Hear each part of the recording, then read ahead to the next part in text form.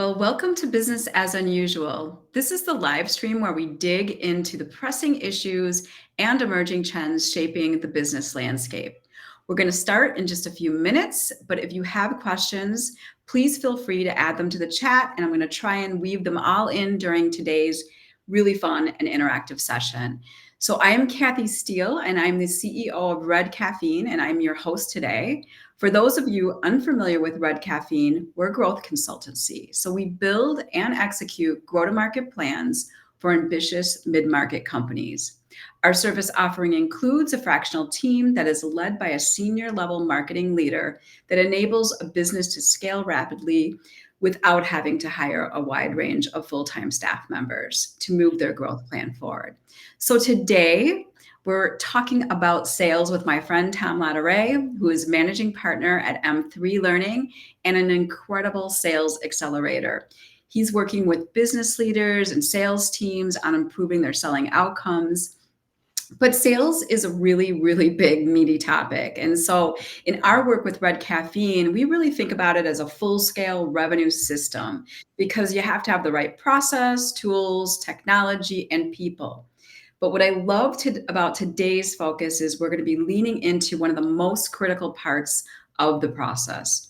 How, as sales professionals, are you positioning yourself as an indispensable partner and really tailoring interactions to meet individual customers' needs? I think everyone that's sort of in a sales position or leading a sales organization or just leading a business today realizes how complex selling in the B2B market has become. And buyers really have easy access to so many options. They do a lot of research before even having a first conversation with a salesperson. So, how do we turn those tables? How do we prepare to have really meaningful conversations, build strong relationships with prospects that are a right fit? So, as I've been calling it, like, no more kissing any frogs. So, this is what we're going to be talking about today. And I'm really thrilled to have Tom with us. Tom, as you know, we're digging in. Why don't you start by introducing yourself and maybe sharing something that's not on your bio? So, Kathy, first off, I'm just tickled to be part of this conversation. You not only have been a friend and a business mentor of mine for probably the last 15 years, maybe.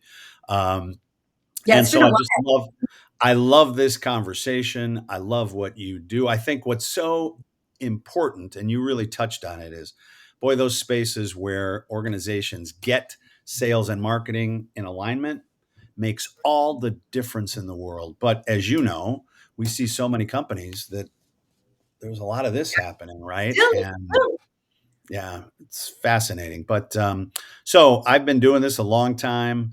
I just turned 60, which is like to think about that is crazy for me. But congratulations. yeah, Big thank you. Yeah, it's the alternative is not so great, right? And so exactly. I am reminded. So when I was about 36, 37 years old, I was a vice president of sales for a vinyl window company. We were a $125 million organization. We had 50 salespeople. I had 5 regional managers, and I was responsible for the sales, and we were killing it 30, 40% growth a year. Great service proposition. We were teed up really well, but we were growing strongly. And one of my regional managers read this book called Proactive Sales Management by this guy, Skip Miller. Yeah. So I hired Skip.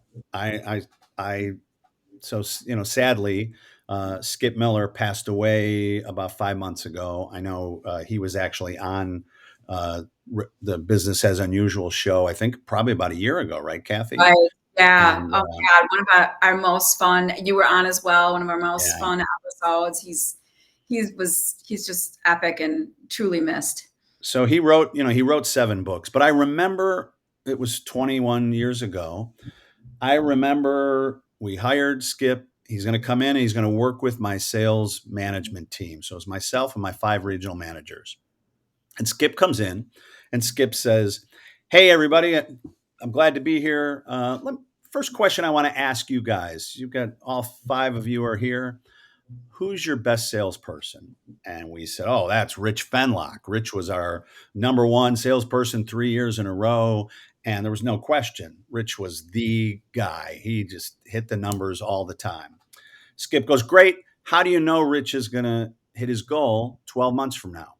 And we were like, well, first off, before he even asked that question, he said, why is Rich your best salesperson? And Kathy, you weren't there, but what do you think we told him?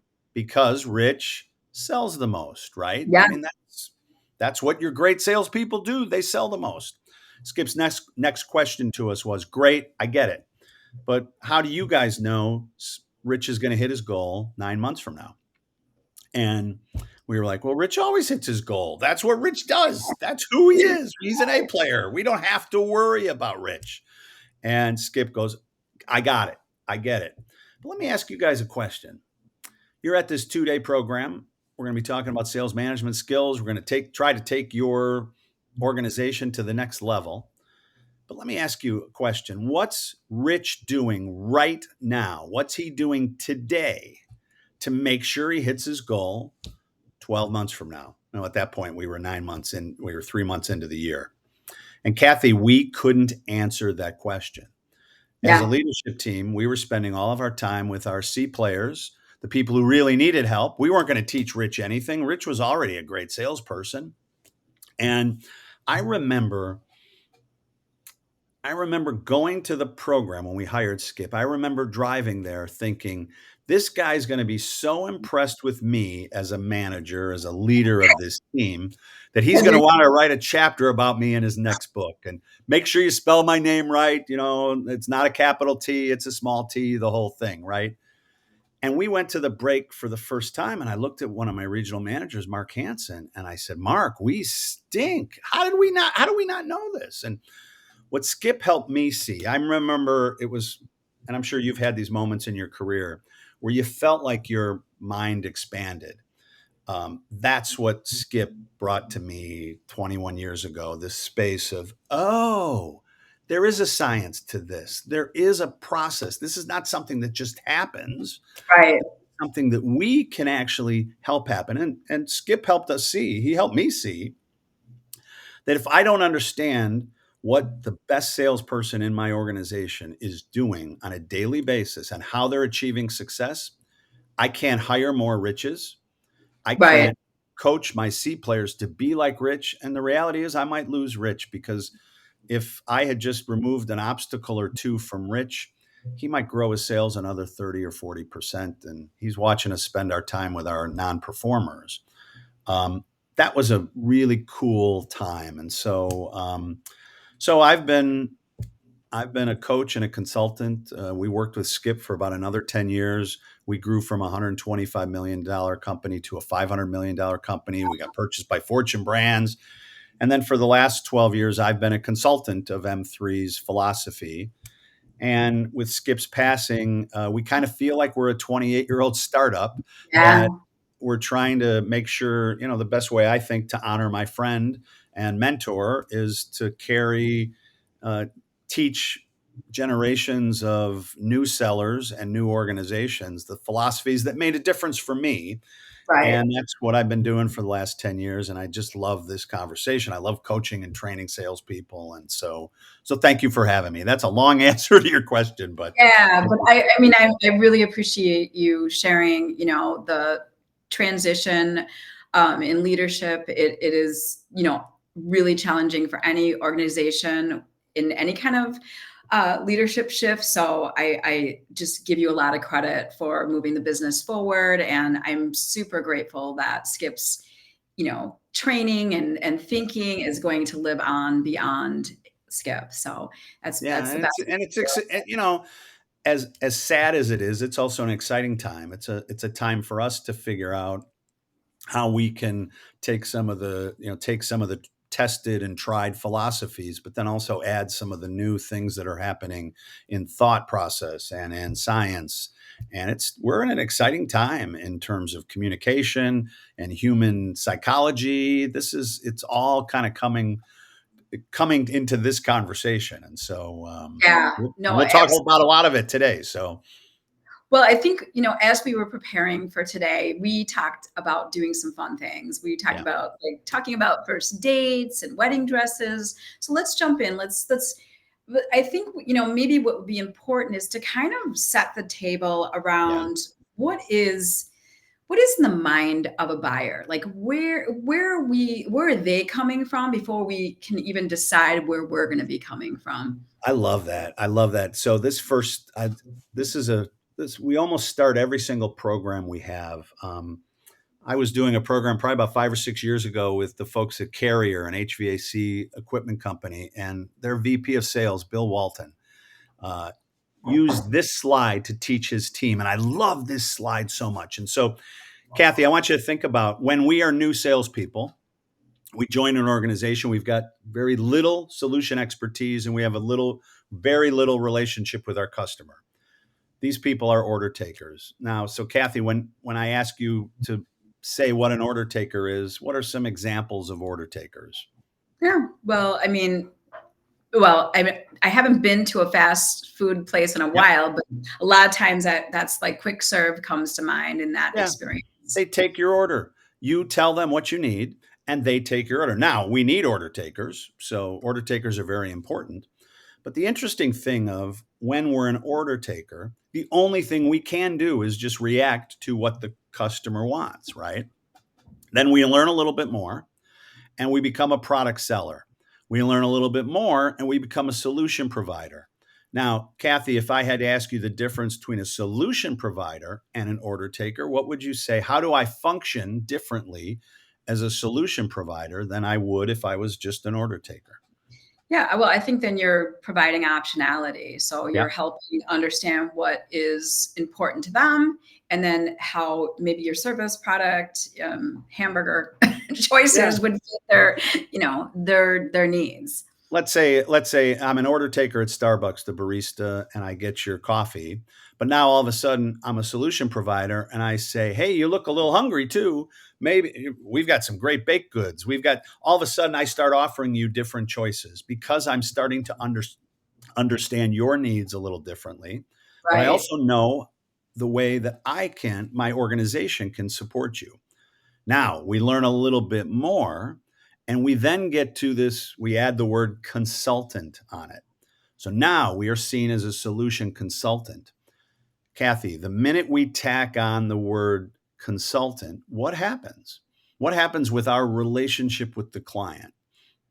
Yeah, I think that they know that they can lean into you because you've got that superior knowledge base. You're going to help them consult through their challenge or business issue. And wouldn't you agree that a lot of times consultants know as much about our business as we do?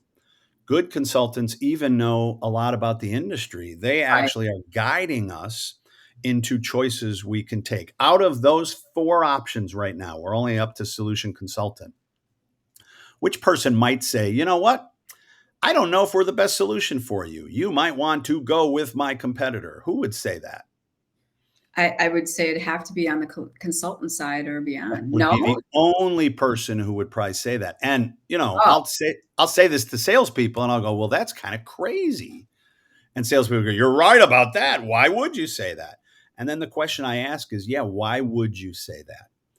Why would I actually recommend a client go to a competitor? And the word that keeps popping up is trust. Once you trust me, I'm not selling you something. I'm actually providing a solution. I'm helping guide you to the appropriate answer for you, the client. That's how I think like a consultant. Now, the pinnacle of this conversation is how do I become a strategic partner? Now, the minute we say strategic partner, Kathy, how does a strategic partner operate differently than any of these other people?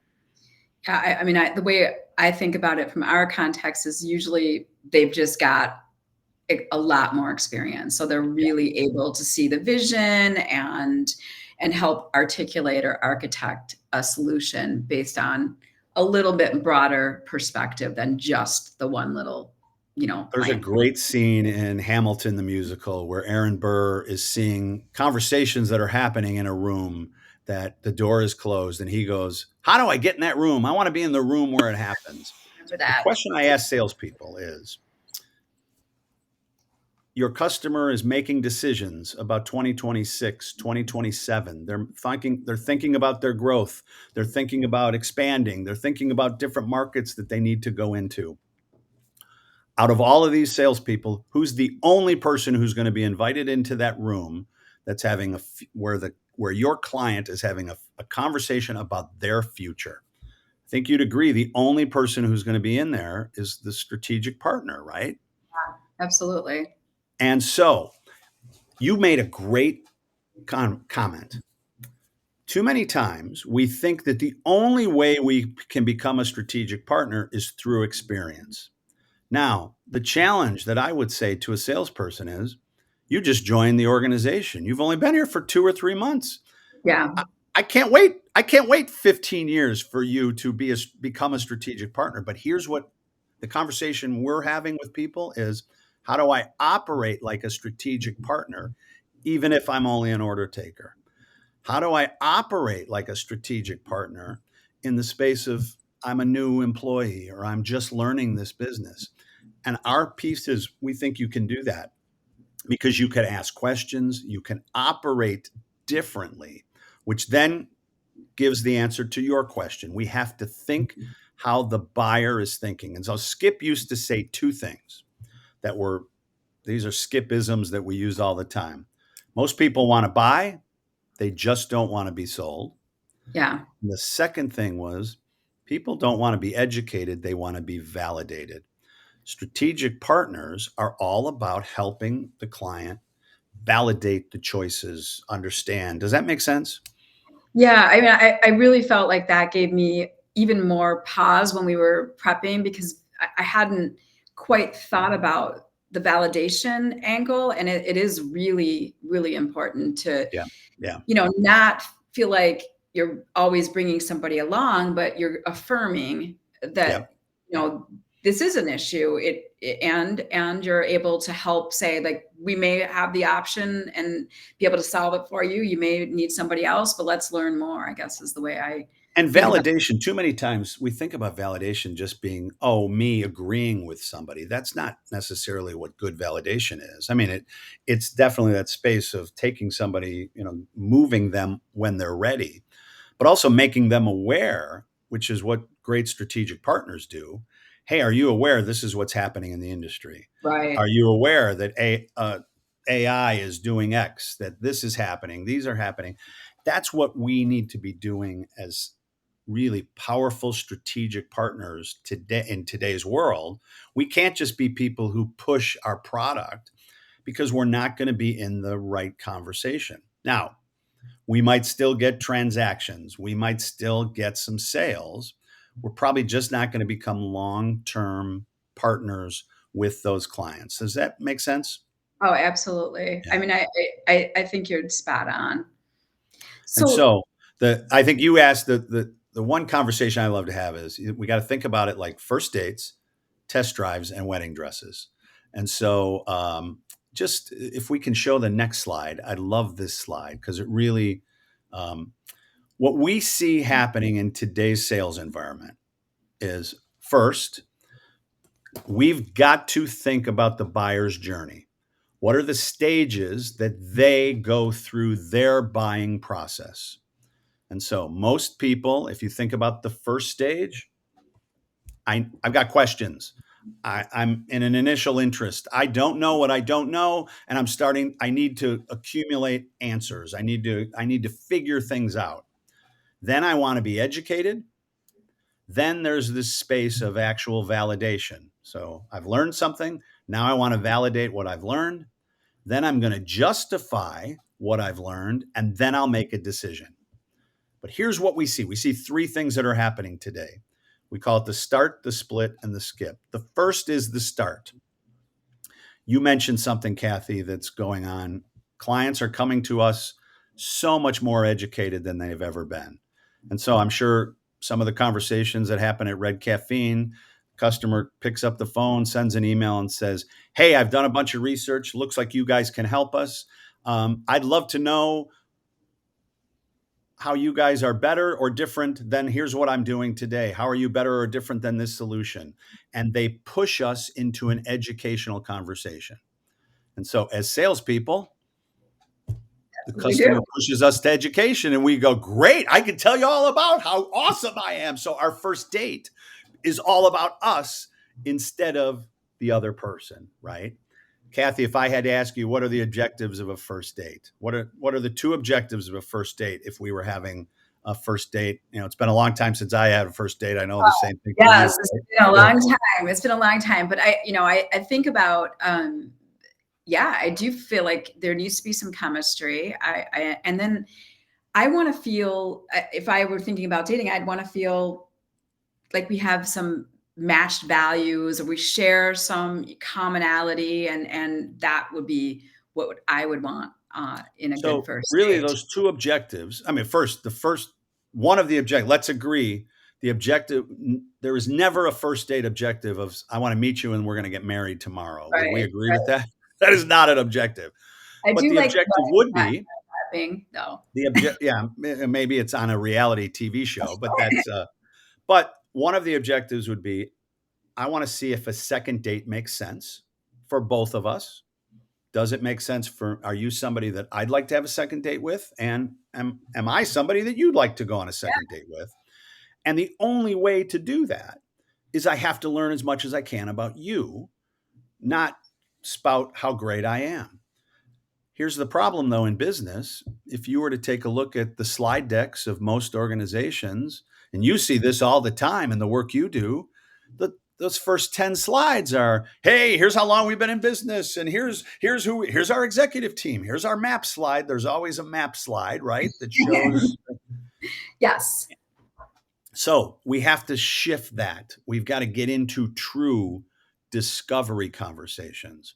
And then these next pieces, we see a split where there's two languages that are spoken. We'll talk more about that. And then most organizations jump over transfer of ownership, and we'll touch on that too. So I think this slide really just reinforces one, the stages, but also the three important pieces. First dates are all about discovery.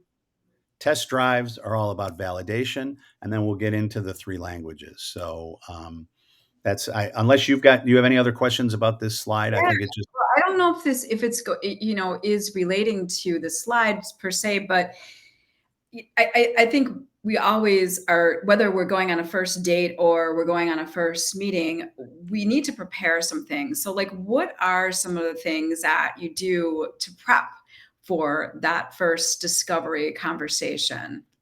Well, again, it's all about the space of my objective is I need to learn as much as I can about the other person. And so our recommendation is you do a little bit of research. We call it 3x3 research. I'm gonna look at three things. I'm gonna look at Google. I'm going to Google you. I'm going to Google your company. I'm going to see if you have talked about, posted about things that are important to you, objectives you're trying to fix and solve. I'm going to take a look at your website to see if you've posted things like that. And then the third thing, I'm going to look at LinkedIn, and I'm going to see, because LinkedIn has become this business.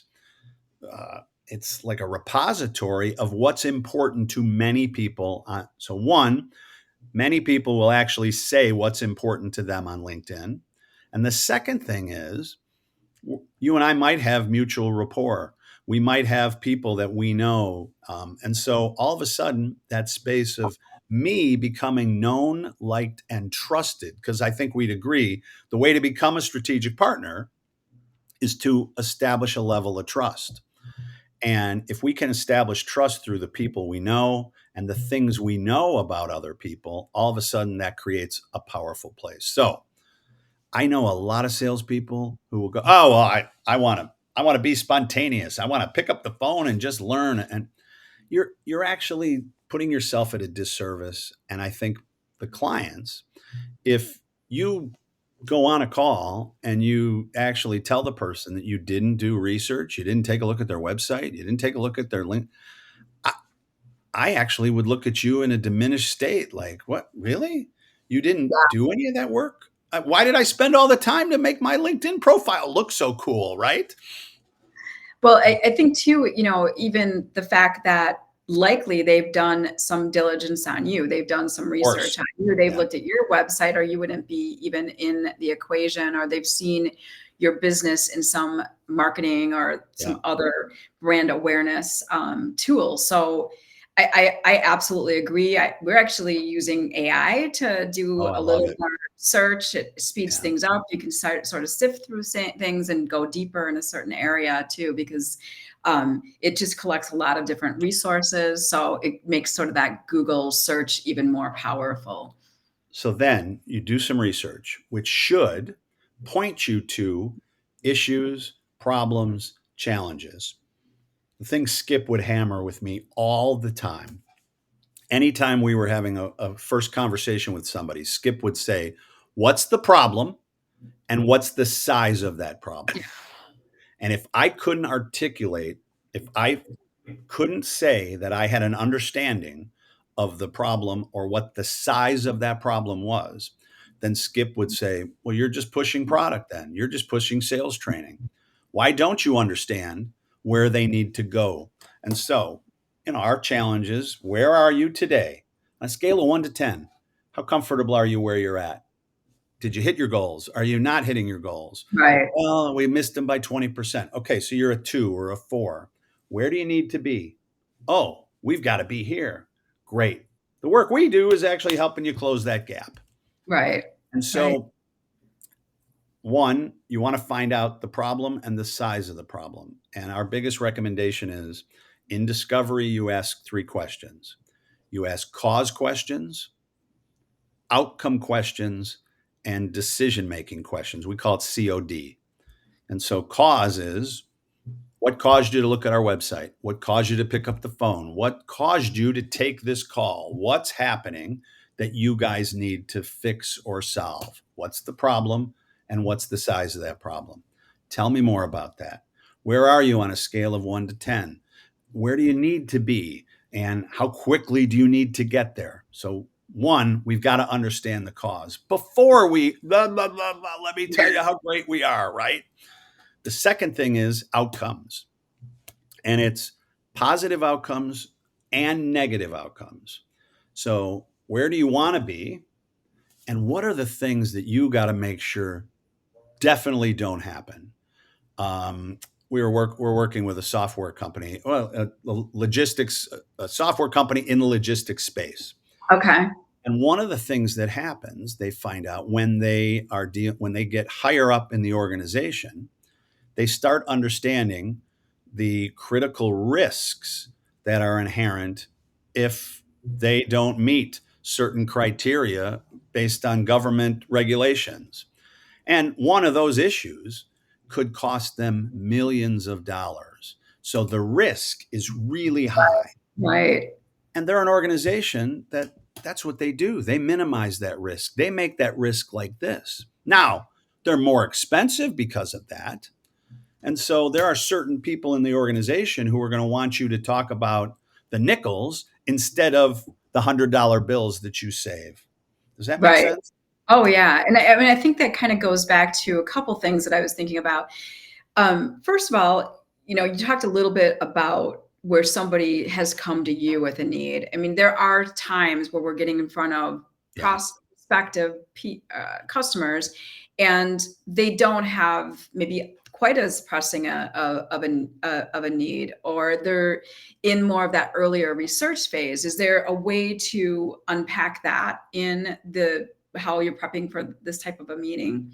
Yeah, I think that's a great question. And so, the same thing in terms of the research, your knowledge of the industry, you being a strategic partner, you thinking like a consultant, that space of, listen, we work with lots of people at your title. We work with lots of folks in your industry. They're telling us that these are the top 2 or 3 issues that they're running up against. How are you guys doing with those? Yeah, How are you addressing those? What's working and what isn't working?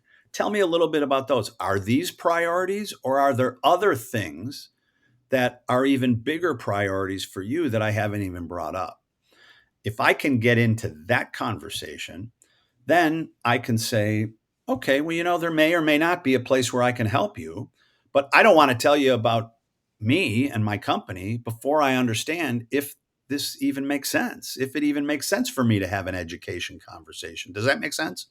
Yeah, it does make sense. And I think about like, I know a lot of the things that we are recommending is around, first of all, just really understanding who Yeah. your ideal customer is and being, having clarity around that for the Yeah. sales team so that when you're doing some of that upfront research, it's not always available, some of the financial information, but you can get a fairly decent idea around company size, employee Yeah. headcount, those kinds of things are fairly readily available online. I think, it becomes more complex is to understand, unless there's a clear difference in title, like decision makers, like is if you're meeting with person X, are they going to be able to write the Yeah. check?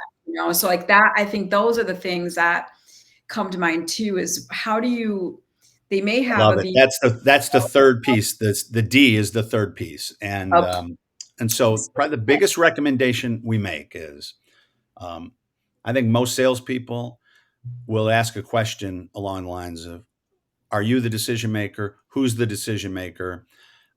Our belief is, and especially in today's world, you want to ask what's the decision making process in your organization? Who becomes this really, oh, I'm going to make the decision. It becomes almost this territorial question. But what's the process in this organization? How do you guys make decisions here? What are the teams that are involved? How does that work? Um, we work with some organizations that actually will try to find out how involved their legal department is ahead right. of time so that they could actually maybe help marshal this through whatever has to happen in the legals. Again, that's how you think like a strategic partner, right? Yeah, I absolutely. We were just talking about that internally because it depends on the size of the organization. I mean, we'd done a lot Yeah. of work with like Amazon Web Services, and we always knew like we had to get the legal piece starting because they had like a very short timetable on getting this work into market, and we were always delayed if we didn't get in front of legal as So soon that's as. why I love like a decision making process question in discovery. That Yeah, place. Let's not wait. Let's not wait till we're in proposal. Let's actually have a conversation about how does your team make a decision around here? Who's involved in that? What are the things? I'd like to know that so I can help you actually guide this through your own organization. yeah. And So a lot you'll hear the spaces where maybe that person will guide it and where you might be able to help them. I really love that I remember that from our prep session, and it honestly, it's so funny, just happened to us Yeah. this week. Right. So, I, I don't know if we've clearly delved into validation. So I'd love you to tell me a little Yeah. bit more about that part of the process. So typically, the best space to validate is later in the process, right? So, like, I'd like for you to imagine, Kathy, if when have you bought a vehicle in the last 4 or 5 years? A while, but Yeah. I'm thinking about it of How late. successful would I be as a salesperson if I said, "Hey, let's go take a test drive," and I put you in the passenger seat and I said, "Oh, you're going to wait till you feel how this baby handles," and I showed you how the car makes the turns. And how successful would I be if I was the one driving the car and you were the one sitting in the passenger seat? Yeah, I mean, yes, it's So way where does the client sit in a test drive? in the driver's seat. Of course, why is that? Because you want them to feel, the experience of Yeah. working with you, your solution, your technology, whatever, that you want them to, be able to see how your solution, your product might make So their our challenge to sales organizations, if you remember that skip, what right. happens we see a lot is a lot of organizations skip. They educate, they talk. So if the way I educate you, if I'm driving the car, I'm educating you. If you're driving the car, you're validating the decisions that you're making. Right. The question we ask organizations is, what are your validation steps? What are the things you do to actually allow the client to get it? I don't know if you can see this behind me. Skip used to say, you want to help the client go from I get it to, oh, I get it. Yeah. So, a great example, we were working with a CNC manufacturer. They manufacture $1 million CNC machines. Well, you can't take a test drive on $1 million CNC machine if you're a manufacturing facility. But what you can do is you can see one in action. So this salesperson was extremely successful. And what he would do is he would go, oh, Kathy, you guys are looking at the XP 507. I have a client that has that product. They don't Right. do the same thing you do. But I tell you what, I'll pick up you and your team. We'll drive over there. They're about an hour away. We'll drive over there and I'll show you it in action so you can see the machine in action. And my client has agreed to have you there and he'll walk you through it. So, salesperson would drive, he would pick them up, they would talk the whole way there. And then he would introduce the client. He'd say, I'd like you to meet Jim. Jim, meet Kathy. And then he had one job to do. His job was to just keep his mouth shut so that Jim would sell the client on why Right. this machine was fantastic. That's a validation exercise. Does that make sense? Yes, absolutely. Um, I mean, I think it's honestly so brilliant, especially in those types of applications where you're stepping away and you're using peer influence to yeah. help, in that kind of endorsement. It's like you can say, call my testimonial or what have you, but it's way more validating to So see it. peer endorsement's one of a really powerful validation. A future vision question or is also a one. Like, so, Kathy, you've told me that you need your team to achieve this objective. I'd love for you to think. Let's say let's go out 12 months into the future. Actually, let's go. It's January 1st, 2025. You've just achieved your goal last year and you've achieved it at a pretty high level. Let's say you were 5% over goal last year. How's the organization operating differently? How are they functioning differently? What are the things that you're doing differently 8 months from now than you are today? Talk me through what that would look like. Well, That's I a think validation exercise, right? exactly. Yeah, you're really helping them think visionary about. Yeah, And we do that a lot. Like, let's write your future press release on I love how that. working together could, well, stolen from Amazon, but it's something they do a lot in their process. But yeah, I think making people see this shared vision Yeah. and then really hearing them articulate what success looks like is incredible. And then the last thing I would say is this thing, let's call this the customer pen. It's instead of me writing it down and telling you what those numbers are, I give you the pen, I give you the spreadsheet, and I go, let's put your numbers on this sheet. Let's put your numbers here. What would that look like? Does that make sense? So I Yeah, actually create exercises that you can do. Now, here's what's great. I can do that in discovery. I can do that in education. I can do that throughout the buyer's journey, and I can always be validating. yeah. We just got a question, and I Yeah. really like it because I think you get the opportunity to be in a room with a lot of different sales professionals as you're consulting. And so, what are some of the ways that you can hear from your peers of what is going on in the prospecting environment or the prospecting conversation, so that there's like honestly like a peer learning forum experience?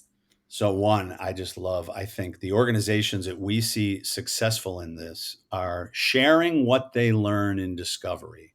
They're sharing that with not just their marketing team, but they're sharing that with other salespeople. And then all of a sudden, marketing is able to now fine tune the message. Oh, we've heard this from three people. All of a sudden, let's say we're focusing in the dental industry or we're focusing in manufacturing. Seems like we're hearing this from some of the larger prospects we're going after. Let's really lean into that. Let's ask more questions about that. Let's find out why everybody's bringing that up. So you actually create an environment where our sales team is actually sharing what they hear at a powerful level. And it's not the salespeople saying, well, we got to do this, we got to do this. It's, listen, here's what the clients are telling me are their most important issues. These are the problems they're trying to solve. And here's what they've told me. They're a 2 here. They need to be an 8. They've got a big gap. And Right. we can actually help them close that gap. Yeah. I mean, I like my mind goes to two places. We actually built something for Microsoft many, many years ago that was around lead, experience sharing, where they were able to, like, in a technology forum, share the, what allowed them to close this particular deal, so that, as Yeah. you mentioned earlier, that people could learn from a top performer in a place that was very tech enabled, and easy for a global team to access. So how do people integrate that, like, in a smaller or mid-market organization? Is that something that you do in your coaching sessions and then have them sort of Yeah, continue I on? think I'll tell you, here's what I think happens a lot of times with our sales teams and our leadership teams. We tend to be transactional in some of the conversations we have. So we get together, but we're talking about transactions, opportunities. Hey, how's this going on this deal? How's it going on this deal? I think the better organizations actually force themselves to have strategic conversations at least once a month, once a quarter, and that's where this information gets shared. What are Yeah. we hearing in the field? What are we hearing what are we hearing from the conversations we're having? How many strategic plans have we done with our best customers? What are they telling us where are they telling us they need to get to in 2025, 2026? If we're getting in the room, and that's the problem. If I'm only seen as a transactional partner, if I don't become a consultant or a strategic partner, I'm never going to know what my clients need for the future. I'm always going to be reacting to their needs. My ability to be in that conversation, be in the room where they're having those conversations, creates the difference for me to then bring that information back and guide my whole organization differently. I mean, I think we find when we're able to collaborate at that level with Yeah. our clients too, because then we're not, doing and waiting for a survey to come back, or doing, interviews just Yeah. at a moment in time. We're actually hearing ongoing feedback from the salespeople that really have the voice of the customer, or customer service people that really have, what are the pain points in the market, because they're dealing with it every single day, and that And can be a so, really powerful way to. Kathy, one of the things that I'd love to finish this conversation, because it really goes to your question. How do I get into those future based conversations with my clients, no matter what size they are, whether they're small, mid-size, or large organizations? So if we can go to the last slide. We teach this thing, Skip coined it, above the line and below the line. And so I want you to think about most organizations. Now, small organizations, this might be the same person, okay? But in most organizations, again, I'm going to use the logistics company we were working with. This is they're most of the time they're dealing with the logistics coordinator who wants to know, hey, how am I going to move this stuff from here to here? My client needs it to be moved here. And those are below the line people who are only concerned about the features and benefits of the product services that you're bringing. Now, most of the time, these below the line people think in terms of today. They're probably thinking 0 to 3 months out. They've been told by their boss to do something, and they fulfill those objectives, right? Now, they report to a vice president of transportation. They report to a regional manager. They report to somebody, and that person has really two responsibilities. I have to increase the revenue of this organization, or I have to decrease the cost. And that's what I get paid for. Those are the things that I'm responsible for every day. I have a team to do all the stuff that makes that Right. happen. Those people traditionally are thinking 6 to 18 months out. They may be thinking about 2025 budgets and schedules, right? And then they report to the C level. And those C level folks are your chief operating officer, your CEO, whatever that looks like, maybe somebody on the board, but they're thinking about market share and market size. Now, a lot of salespeople don't have a problem calling higher in the organization. The problem is they speak the language of features and benefits. Mhm. They don't speak the language of increased revenue, decreased cost. They're talking about their stuff instead of what's happening in the organization. And so above the line conversations are really me trying to figure out how are you reducing your risk? What's your issues with return on investment? When you make an investment, what are your expectations of that return? What are the time issues you're struggling with? What are the things that are causing you guys to maybe spend too much time? You've got, a lot of your team efforts are it's productivity issues. What's happening there? Maybe that's a space where we could decrease your cost, but also if you could figure out how to solve that, what else would you have those people do that they're spending their time on, trying to create reports? Right. That's where brand comes into play. What's your brand represent? And then there's this really fascinating place. The higher up I get in the organization, now all of a sudden I can help you leverage. I can help you here, but I can also help you here. I can also help you here. Most above the line folks are not thinking about one project. They're thinking about 15 or 20 projects Right. that they have to solve at the same time. Does Yeah. that make sense? And Yeah. so I love most that. most of the time, Kathy, we see the only time we get above the line people involved is when I go, "Hey, Kathy, I've been talking with your person, Jim, and Jim's fantastic, but hey, we need you to sign off on this project that Jim's working on." The question we like to ask sales teams is, Kathy, has this ever happened to your team? We talk to Bob. Bob loves us. He's all ready to go. We give Bob a price. We give him a proposal. And Bob says, Kathy, this looks great, but I need to get Mary's approval. Has that Yeah. ever happened to you? Oh, yes. All the time. Typically, Kathy, who has the conversation with Mary? Well, they have the conversation on your behalf. And, What's at risk? What's at risk when we let Bob have the conversation with Mary, oh other my than God, everything? pretty much everything. Yes. I was Everything, just, right? yeah. So the challenge with what we're trying to help sales organizations do is get Mary involved as early as you can. Have a conversation with Mary while you're having a conversation with Bob to understand how you can help Bob, but also how can I help Mary? How does what I'm working on with Bob affect Mary's vision and Mary's things, the opportunities that Mary is trying to fix and solve? How does this project support this project? Does that make sense? Yeah. No, I think it's amazing. I really feel like that is a challenge that sometimes you think you're talking to a Yeah. decision maker and it is the 11th hour that like, oh, somebody Oh, comes, how we these have to people get involved? Yeah, connect. exactly. How And do yeah, these people get in our room? But I don't know that we completely articulated the say yes to the dress analogy, but I do have it's a some great way other, to end. It's a great way no, to end. Yeah. yeah, So if you think, have you ever seen the show Say Yes to the Dress?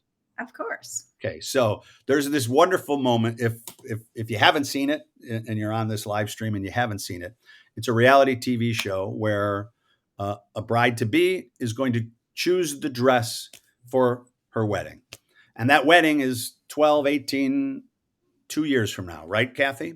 And Right. so you've seen the show. They start off every segment. The bride says something like, "Oh my God, he's dreamy. I love John so much. He's a great golfer. I love him. He loves wine. He loves bourbon. Oh, John is the best. I can't wait to be married to John. I've got a $5,000 budget for the dress, but oh my gosh, we're going to have a fantastic wedding. We're doing a Lord of the Rings thing. We're going to be in the forest. We've got elves. We've got, oh my gosh, lute players. It's going to be great." Kathy, you've seen the show, but what percentage of time does the bride go over budget in her dress purchase? Oh gosh, I don't know if it's percentage, but I would have to say it's a high 80% or more. Almost all the time. What's the physical thing that happens that has the bride go over budget every single time? They get that dress on and they imagine. She puts the dress on. Yeah. So the test drive, the dress. Now, how do you help your client see the future that they are looking at, the space where they are solving their problem? You're helping them solve that problem, but you're putting them into that dress. Yeah. I know a lot of folks here are going to go, yeah, but I'm a service-based company. I don't know how, I don't sell a product. You sell a solution though. And the space, that's why discovery is so important. I have to find out why.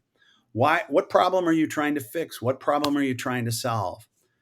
The best sales, the best sales conversation is not where you go, oh, I told them this and I told them this and I told them this.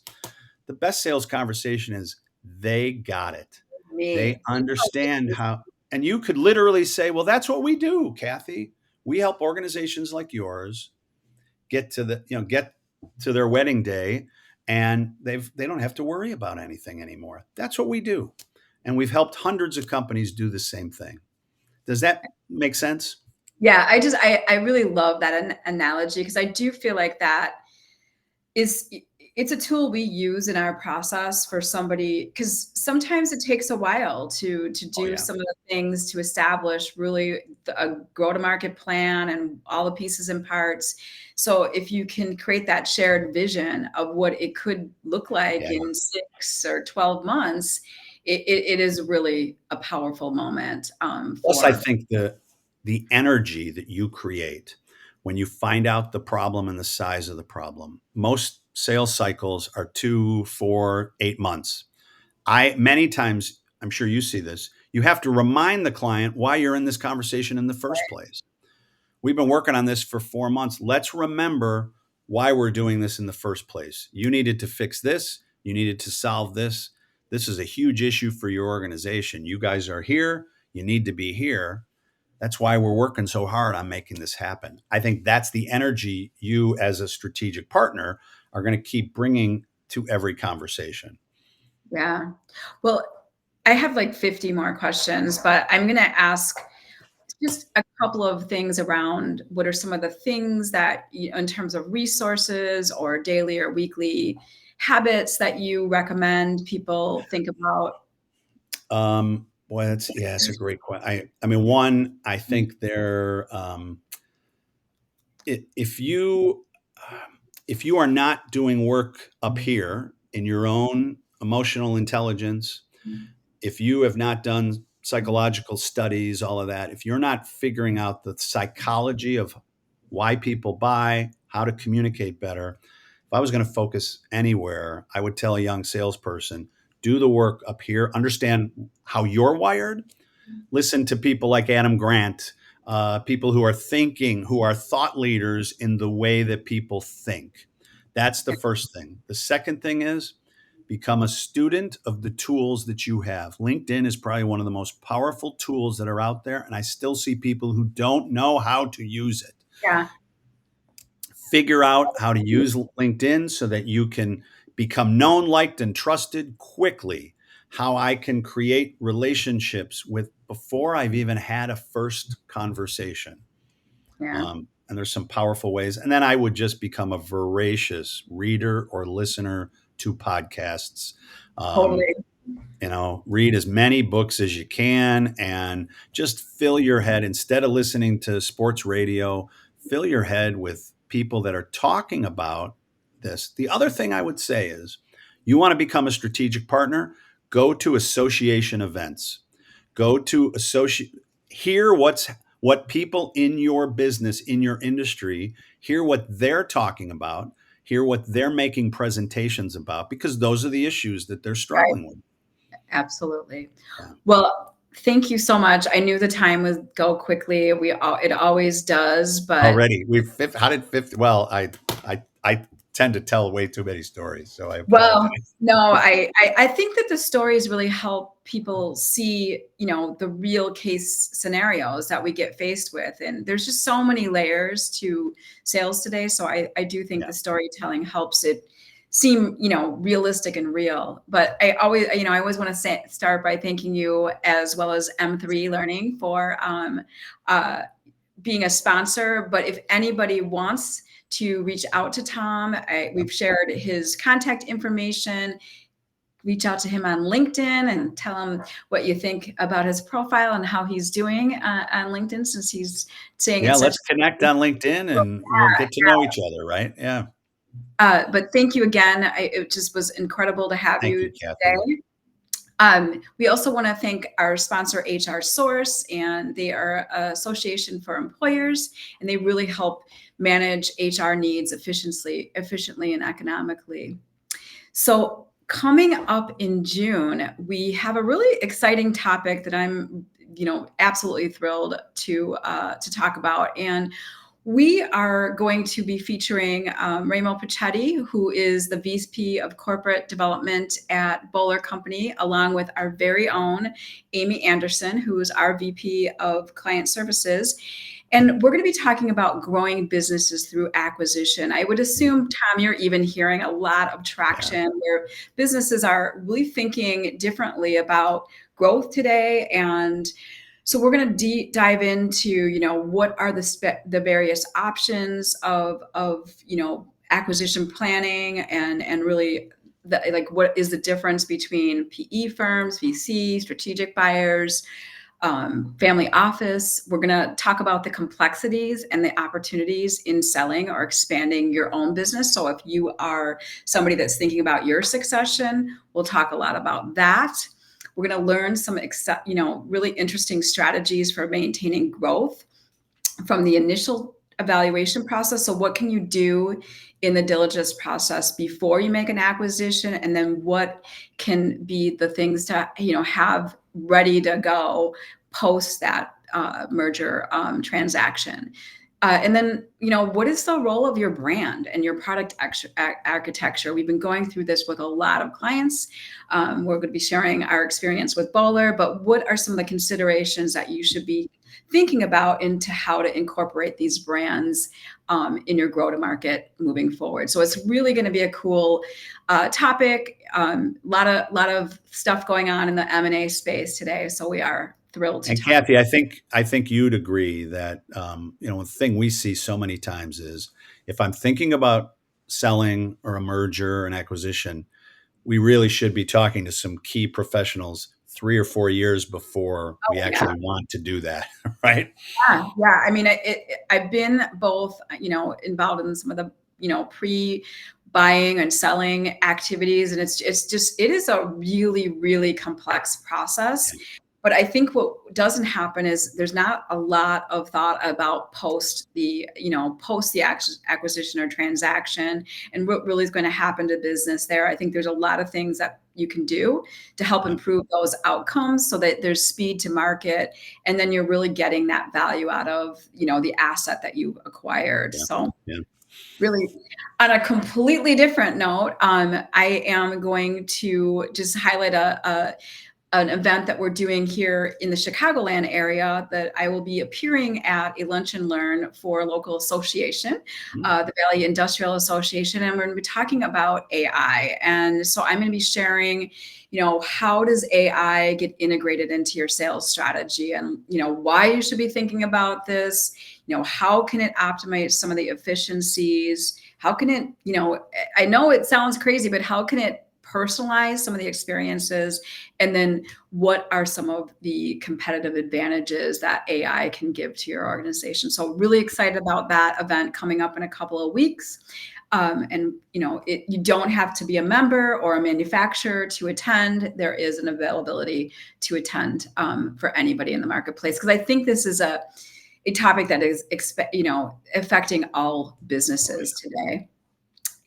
And with that, I am going to close out. Again, Tom, thank you so much. Thank you to our My audience. pleasure. This was great. Thank you so much for having me part of this. Absolutely. Well, we could talk for hours, and we will. I'm sure we've got some things coming up that we're going to be sharing ideas, but we're really hoping the audience can lean into some of the ideas and things that we shared today so that it does help you think differently about your sales approach. And as Tom mentioned, I really feel like, this is something that we really value is growing in a business, you have to be open to new approaches, learning new things. So we really encourage you to consider the challenges you've been facing in your sales process and integrate some of the ideas on how to have a powerful first date, and leading to some, more fruitful partnerships and not just having a one night stand. So if you have more questions, as we mentioned, please reach out to Tom or anybody on the Red Caffeine team.